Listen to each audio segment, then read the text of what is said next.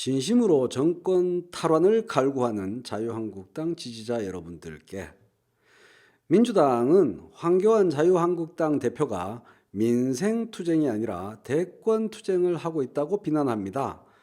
저는 이것이 잘못된 말이라고 생각합니다. 황교안 대표는 대권투쟁을 하고 있지 않습니다. 그렇다고 그가 지금 하고 있는 게 민생투쟁인 것도 아닙니다. 문제는 그가 대권투쟁이 아닌 당권투쟁을 하고 있다는 데 있습니다.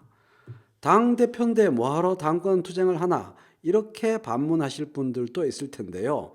당대표가 된다고 해서 당권을 장악하고 있는 것이 아닙니다. 황교안 대표가 진심으로 대권을 노리고 있다면 결코 현재와 같은 정치적 움직임을 보이지 않을 겁니다. 대한민국에서 대권은 중도층 가져가기 게임입니다. 3당 야합을 통한 민주자유당 창당 때도 그러했고, DJP 연합을 통한 김대중 대통령 집권도 그러했습니다. 문재인 대통령은 중도층이 박근혜 최순실 국정농단에 경악하면서 새누리당 세력에 등을 돌렸기 때문에 대통령이 되었습니다. 대한민국에서 진심으로 대통령이 되기를 바라는 사람들은 절대 이 점을 놓치지 않습니다. 그런데 지금 황교안 대표는 중도층을 철저히 버리는 전략을 취하고 있습니다.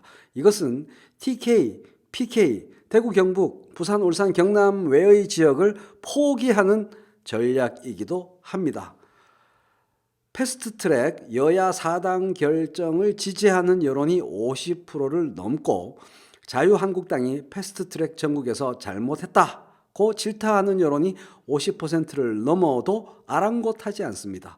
오로지 박근혜 석방과 문재인 저주를 외치는 극렬한 당내 여론과 태극기 부대, TK의 목청 높은 민심에만 기대서 이들에게 어필하는 행보만 거듭 반복하고 있습니다.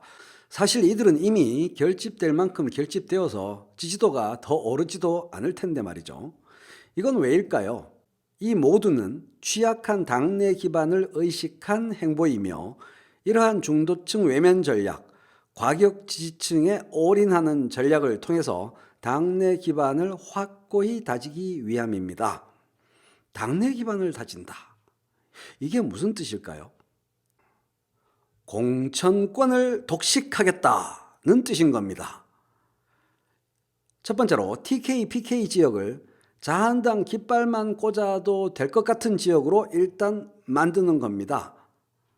두 번째로 공천권을 당내에서 독점하다시피 해서 이 지역에, 바로 요 TK, PK 지역에는 자기 사람들을 후보로 공천하는 겁니다.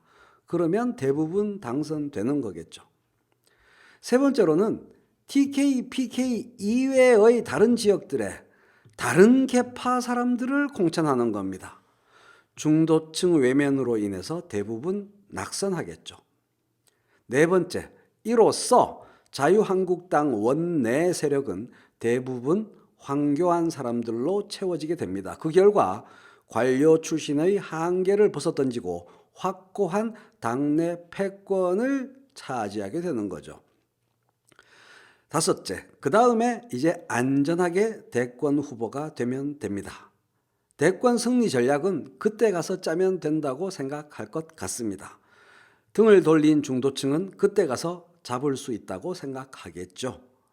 이렇게 전국적 승리를 더불어민주당 등에 넘겨주고 자신은 자유한국당의 패권 장악에 만족하는 거, 이게 패스트트랙 전국 1회 황교안이 몰두하는 극단적 투쟁의 궁극적 목표입니다. 자유한국당 지지자 여러분, 진정으로 권력을 되찾기를 원하신다면 이런 소인배 패권 전략과 작은 정치꾼을 여러분의 대표로 모시면 안 됩니다. 승부다운 승부를 원합니다. 정말로 대권의 꿈을 꾸는 정치인을 여러분의 대표로 세우십시오. 이상입니다.